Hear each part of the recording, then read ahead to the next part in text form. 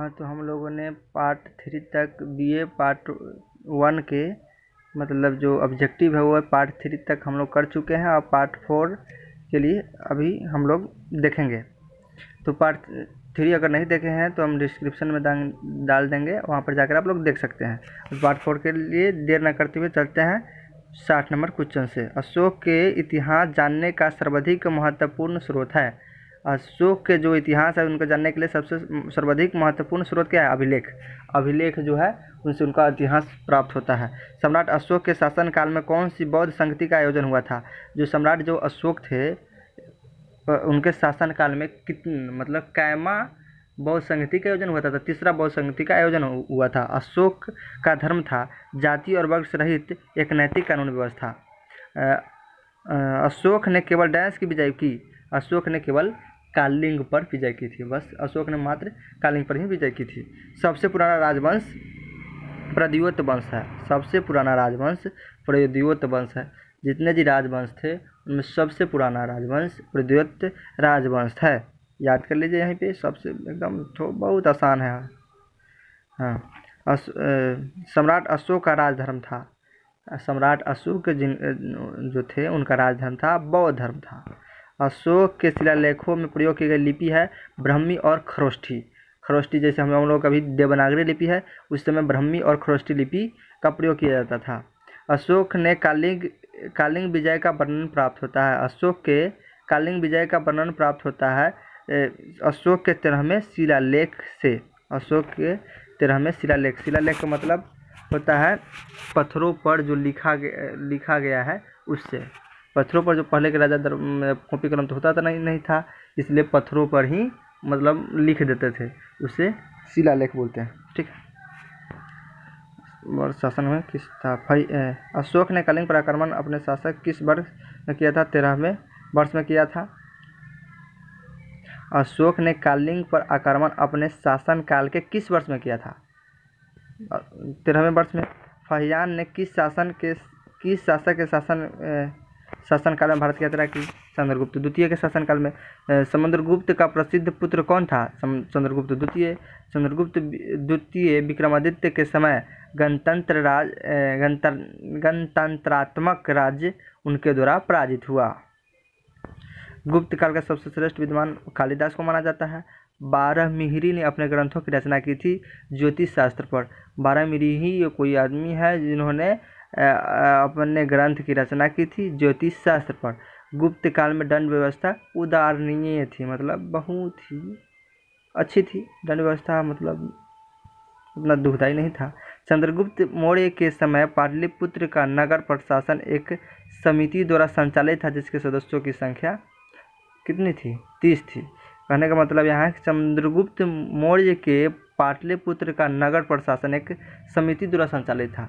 जिस तरह अभी मुखिया के द्वारा संचालित होता है पंचायत, उसी तरह वो उस समय मतलब समिति द्वारा स्थापित किया गया था। मुखिया के चलाने के लिए जैसे वार्ड पंच सरपंच इस की ज़रूरत पड़ती है, उसमें उनको ज़रूरत थी, तो उसके सदस्यों की संख्या कितनी थी? 30 थी। आज जय गुरु है। चंद्रगुप्त मौर्य के सिंहासन रूढ़ होने से पूर्व मगध पर किस वंश का शासन था? मतलब चंद्रगुप्त मौर्य के सिंहासन रूढ़ का मतलब है सिंहासन पर बैठने से पहले कौन से वंश का शासन था? तो नंद वंश का शासन था। चंद्रगुप्त मौर्य ने राजनीति में शिक्षा दीक्षा किससे ली? चाणक्य से ली। वैदिक काल में इंद्र के बाद दूसरा देवता कौन थे? वैदिक काल में जो थे इंद्र को मतलब देवताओं का राजा मानते थे, तो उनका स्थान सबसे पहले था, और उनके बाद जिनका स्थान था वो देवता का नाम है अग्निदेव को। पूर्व वैदिक काल में राजा पर नियंत्रण होता था सभा और समिति का। पूर्व वैदिक काल में राजा पर नियंत्रण होता था सभा और समिति का। ये दोनों मिलकर राजा पर मतलब ध्यान रखते थे क्या कर रहा है क्या नहीं कर रहा। जैसे आज अति पे प्रधानमंत्री पे किसका रहता है? सुप्रीम कोर्ट जो कहता है वो सबको मानना पड़ता है। उसी तरह उत्तर वैदिक कालीन देवमंडल में किस देवता का सर्वोच्च स्थान प्राप्त है? उत्तर वैदिक कालीन में किस देवता का सर्वोच्च स्थान प्राप्त है? उत्तर वैदिक काल एक जो है वैदिक कालीन में देवमंडल में किस देवता का सबसे ऊंचा स्थान है? तो प्रजापति नाम के देव थे, उनका स्थान बहुत ही ऊपर है। गायत्री मंत्र किस धर्म ग्रंथ में है? गायत्री मंत्र किस धर्म ग्रंथ में है? ऋग्वेद में। हिरण्यकश्यप का संबंध किस पर्व से है? होली से। न्याय दर्शन का प्रतिपादक है गौतम। इतिहास को जनक कहा जाता है हेरोडोटस। आज हमने 5 क्वेश्चन ज़्यादा की है, तो देखते हैं, फिर से एक बार रिवीजन कर लेते हैं। क्वेश्चन नंबर 60 से फिर से स्टार्ट करते हैं, देखते हैं क्या है। अशोक के इतिहास जानने का सर्वाधिक महत्वपूर्ण स्रोत है। मतलब अशोक के जो इतिहास है उनको जानने का प्रमुख स्रोत है अभिलेखों से। सम्राट अशोक के शासन काल में किस बौद्ध संस्कृति का आयोजन होता? तीसरी बौद्ध संस्कृति का आयोजन होता। अशोक का धर्म था जाति और वर्ग से रहित नैतिक कानून व्यवस्था। इसमें आंसर भी दिया हुआ है, आप लोग पोज करके स्क्रीनशॉट ले सकते हैं। देखिए, अशोक ने केवल डैश विजय की, कालिंग पर विजय की। सबसे पुराना राजवंश प्रद्योत वंश। सम्राट अशोक का राजधर्म था बौद्ध धर्म। अशोक के शिलालेखों में प्रयोग की गई लिपि है ब्राह्मी और ख्रोष्टी लिपि। अशोक ने शासन काल में राजकीय एवं जनसाधारण की भाषा थी पाली। अशोक के कलिंग विजय का वर्णन प्राप्त होता है अशोक के 13वां शिलालेख से। अशोक ने कलिंग पर आक्रमण अपने शासनकाल में किस वर्ष में किया था? 13वें शासनकाल में किया था। फाहियान ने किस शासक के शासनकाल में भारत की यात्रा की थी? चंद्रगुप्त द्वितीय। समुद्रगुप्त के प्रसिद्ध पुत्र चंद्रगुप्त द्वितीय था। चंद्रगुप्त द्वितीय विक्रमादित्य के समय गणतंत्रात्मक राज्य उसके द्वारा पराजित हुए।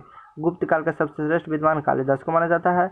ब्रह्मऋषि ने अपने ग्रंथों की रचना की थी ज्योतिष शास्त्र पर। गुप्त काल में दंड व्यवस्था उदार था। चंद्रगुप्त मौर्य के समय पाटलिपुत्र का नगर प्रशासन एक समिति द्वारा संचालित था जिसके सदस्यों की संख्या 30 थी।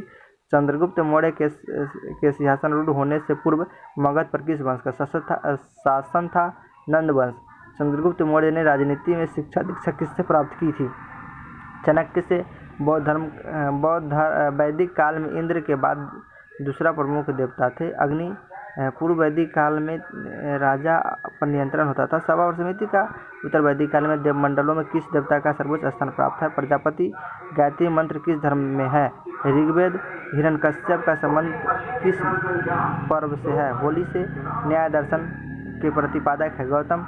इतिहास को जनक कहा जाता है हेरोडोटस। अधिकांशतः प्राचीन ग्रंथ किस प्रकार के हैं? धार्मिक। तो चलिए, आज का टॉपिक यहीं समाप्त होता है। अगर मेरे वीडियो नहीं देखे हैं पहले 3 तो आप जाकर देखें। मैं डिस्क्रिप्शन में उस वीडियो का लिंक डाल दूंगा। ठीक है, तो ओके, बाय बाय।